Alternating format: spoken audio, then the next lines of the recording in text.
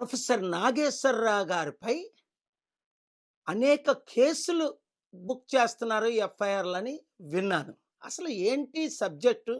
అమెరికాలో బిజీగా ఉన్నాను కదా అంటే చాలామంది కాల్ చేసి ఇది చాలా అన్యాయం జరుగుతుందండి. ప్రొఫెసర్ నాగేశ్వరరావు గారు అందరి గురించి మాట్లాడతారు, అది సత్యమే. ఒకసారి నా గురించి కూడా మాట్లాడారు సందర్భంలో.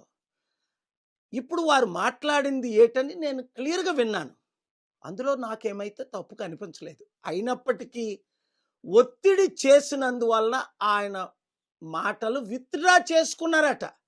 చేసుకున్న తర్వాత కూడా ఆయన మీద కేసులు పెడుతున్నారంటే అది ఎంత దారుణం!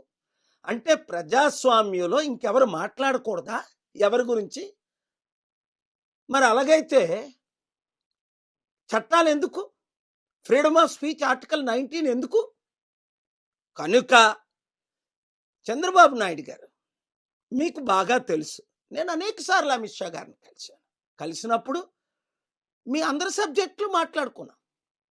ఆయన స్టాల్ లీడర్ అమిత్ షాజీ, ఆయన చైల్డిష్ లీడర్ కాదు. ఆయన రైట్ డెసిషన్స్ తీసుకుంటారు ఈ ఈ కొన్ని విషయాల్లో. ఆ విషయం మీకు కూడా తెలుసు. ఏమో నాకైతే ప్రొఫెసర్ నాగేశ్వరరావు గారు మాట్లాడిని సత్యమని అనిపిస్తుంది నాకున్న అనుభవంతో. పోనీ ఏదైనా ఆయన విత్డ్రా చేసుకున్నారు కదా.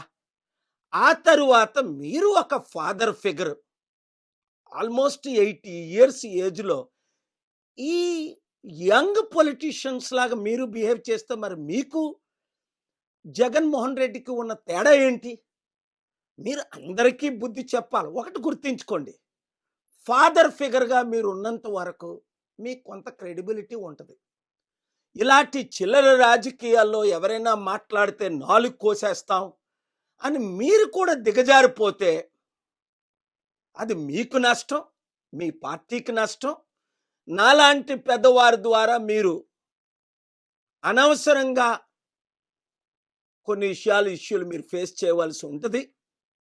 కనుక తక్షణమే ప్రొఫెసర్ నాగేశ్వరరావు గారి మీద పెట్టిన కేసులన్నీ విరమించుకోవాలి, విత్డ్రా చేయాలి. నేను మానిటర్ చేస్తాను. ఈ వీడియో ప్రతి ఒక్కరు ప్రజాస్వామ్యములో ప్రొఫెసర్ నాగేశ్వరరావు గారు లాంటి వారు ఎప్పుడు మాట్లాడుతూనే ఉండాలి, ఎప్పుడు ప్రశ్నిస్తూనే ఉండాలి. అందులో యువకులు ఈరోజు నిరుద్యోగులు ఎన్ని కష్టాల్లో ఉన్నారు, రైతులు ఎంత ఇబ్బందుల్లో ఉన్నారు.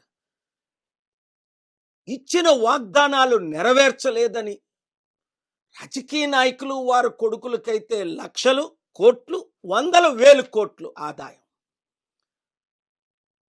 ఈ సాధారణమైన యూత్, అన్ఎంప్లాయిడ్ యూత్ మణిగిపోతున్నారు.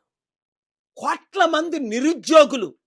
అందుకనే వాళ్ళు ఈ మధ్యనే ఒక గ్రూపు బయలుదేరి ఏం మాట్లాడుతున్నారో మీరు చూస్తున్నారు. మేం కాక్రోచులమా? కాదే, మేము నిరుద్యోగులు అయినప్పటికీ నీతి నిజాయితీ కలిగిన వారు అని రెచ్చిపోతున్నారు. యూత్ని రెచ్చగొట్టకండి, సమస్యలను పరిష్కరించండి. ఎవరు నోరు మూయించడానికి ట్రై చేయకండి. ఎంత నోరు మూయించాలంటే అంతమంది ఎక్కువ మాట్లాడతారు. ఇప్పుడు నేను అమెరికా నుంచి మాట్లాడుతున్నాను కదా. అన్యాయాన్ని సహించు, న్యాయం కొరకు పోరాడదాం.